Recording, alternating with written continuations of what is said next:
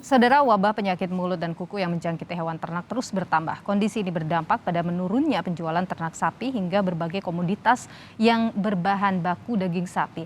Bagaimana pemerintah harusnya mengantisipasi penyakit mulut dan kuku ini dan juga benarkah berdampak pada ancaman krisis pangan terutama daging?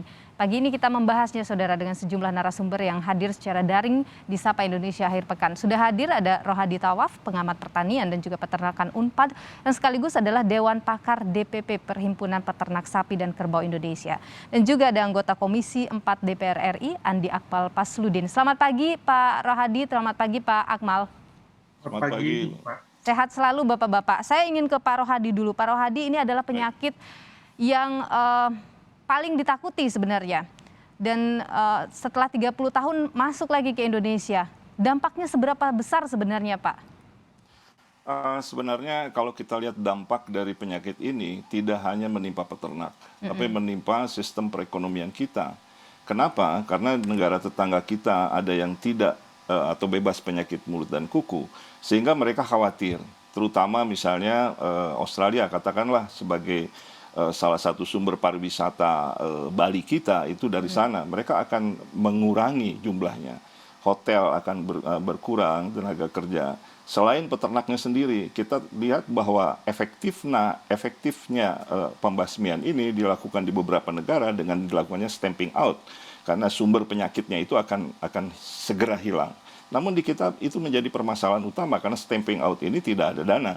Sehingga apa yang terjadi? Penyembuhan pun menyebabkan penurunan produksi dan produktivitas si sapi itu sendiri. Sehingga kekhawatiran kita itu tidak akan terjadi swasembada yang dicita-citakan bangsa ini. Dan juga sumber pangan Asia 2045 itu tidak akan terjadi. Jadi banyak sekali kerugian yang diderita oleh negara ini, apalagi vaksinasi yang harus dilakukan seperti juga manusia, 70% dari total populasi minimum. 2 tahun sekali itu bisa dihitung, dan berapa pembinaan masyarakat peternaknya sendiri, konsumen dan lain-lain. Jadi aspek teknis, sosial, budaya pun akan berubah dari sistem dari penyakit ini. Oleh sebab itu dia termasuk ranking 1 di OIE sebagai penyakit katakanlah hewan khusus gitu ya yang bermasalah. Itu kondisinya mungkin Mbak. Oke, jadi tidak hanya bahayanya itu tidak hanya pada hewan, tetapi juga dampak ekonominya, begitu Pak Rohadi ya? Betul. Nah Pak Rohadi, kalau begitu saat ini kan Kementerian Pertanian menyalurkan obat, memeriksa dan lain sebagainya. Apakah ini akan memberikan semacam langkah positif begitu? Hal yang mungkin kita harapan begitu bahwa mungkin nanti akan segera bisa teratasi ini. Langkah positif dan itu sangat baik. Namun ya kalau dibandingkan dengan apa yang kita harapkan secepatnya mungkin agak lambat. Mengapa? Tadi saya katakan efektivitasnya adalah stamping out. Jadi si sumber penyakit ini dibunuh, diganti. Karena sekarang yang saya lihat, saya dapat laporan dari kawan-kawan di lapangan, mereka kan sudah berdagang dari daerah bebas ke tidak bebas katakanlah masuknya. Nah mereka dengan razia tidak diganti, maka panic selling itu terjadi. Dan panic selling ini tidak bisa dihalangi dan sangat sulit dihalangi karena mereka banyak jalan tikus. Dan akibatnya apa? Outbreak yang report yang ada ini, saya khawatir itu lebih dari sejumlah itu, bisa 2-3 kali lipat dari jumlah itu, karena banyak jalan tikus yang dilalui oleh para pedagang atau para peternak ini untuk menghindari mereka harus dikembalikan, karena kerugian mereka sendiri ini luar biasa akibat dari pandemi ini. Saya kira itu.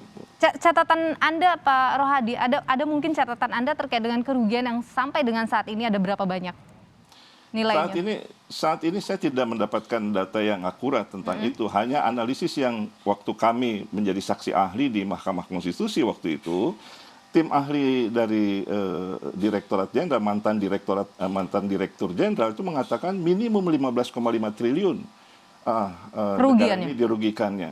Namun kalau kita konversi kepada situasi sekarang ini mungkin lebih dari 20 triliun itu, karena itu kan di tahun 2014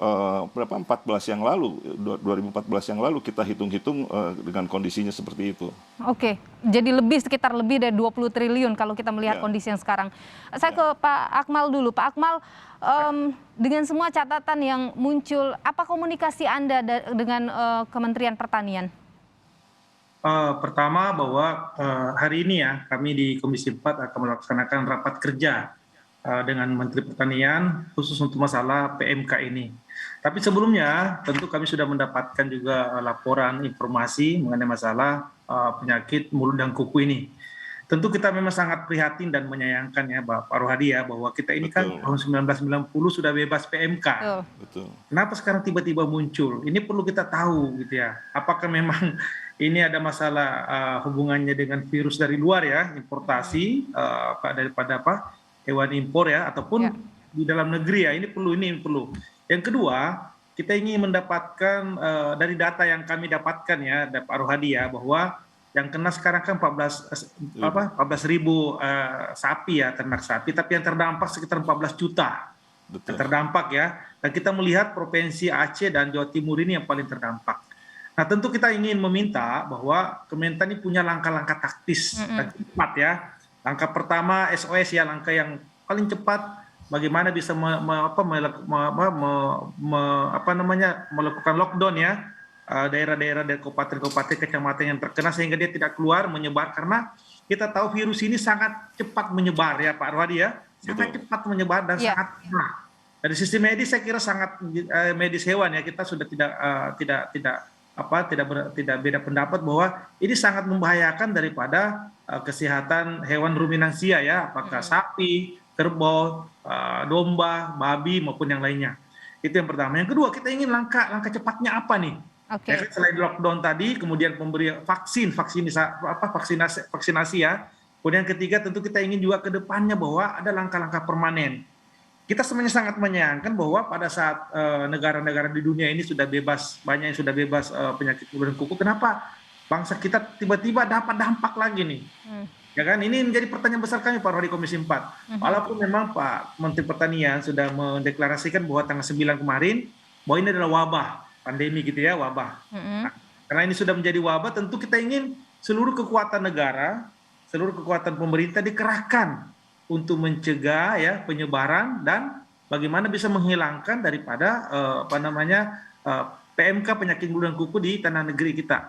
Nah, dari sisi ekonomi Pak Rohadi saya katakan dari sisi pangan ya, dari sisi supply chain pangan ini sangat berpengaruh. Ya, sangat berpengaruh, dan ini dan akan merasakan dampaknya adalah tentu peternak kecil kita. Ya kan, petani-petani kecil yang mereka tentu akan akan sangat susah untuk menjual ternaknya, dan itu berdampak bagi ekonomi kita. Saya berbicara dari sisi pangannya. Kemudian yang kedua, dari sisi pasokan pangan kita gitu ya. Sebentar lagi kita akan menghadapi Idul Adha ya. Kita butuh berapa juta ya hewan kurban. Ini tentu juga akan sangat berpengaruh. Oleh karena itu kita ingin sekali lagi ketegasan ya, pemerintah menyampaikan kepada publik, kepada kita DPR juga hari ini, bagaimana langkah-langkah taktis, dan kita yakini bahwa ini tidak akan merembet kemana-mana gitu ya, bisa dilokalisir ya. Yang akan diusulkan oleh DPR kepada Kementerian Pertanian adalah? Ya tentu kita mengusulkan agar pertama data yang jelas dulu ya, datanya di mana, kemudian langkah-langkah yang sudah diambil seperti apa kita evaluasi, dan kalau memang kita perlu langkah taktis ya untuk misalnya dukungan anggaran ya, supaya ini bisa perkuat vaksinnya, pemberian vitamin bagi hewan yang terkena, maupun langkah-langkah taktisnya kita akan dukung seperti itu. Karena tadi juga ada banyak, Anda juga menyampaikan masyarakat juga mengkhawatirkan atau membicarakan hal ini soal mungkinkah ini masuk lewat impor begitu. Apakah kemudian DPR juga akan meminta penghentian impor sementara untuk daging sapi? Ya tentu kita akan melihat dulu ya, makanya kami nanti akan perdalam ini masalahnya dari mana sebenarnya ini tiba-tiba muncul ya. Ini kan mencurigakan kita. Kalau memang masalah importasi, tentu kita akan telusuri negara-negara mana yang belum bebas PMK ya. Kenapa kita impor dari sana, kan gitu masalahnya Pak Rohadi ya. Nah tentu ini menjadi kesalahan. Kalau memang sudah tahu bahwa negara itu tidak bebas PMK, kita impor, berarti salahnya kita gitu ya. Dan tentu mengenai masalah penghentian impor itu ya, kita lihat juga ketersediaan dalam negeri kita ya. Dan saya kira ini bisa menjadi momen bagi bangsa kita untuk mengurangi impor dengan menyerap tentu sapi-sapi ataupun hewan-hewan yang tersedia dalam negeri. Pak Rohadi, mungkinkah memang PMK yang kita sudah 30 tahun bebas PMK tiba-tiba masuk PMK lagi itu karena impor? Nanti kita akan jawab setelah jeda berikut ini. Tetap bersama kami di Sapa Indonesia Akhir Pekan.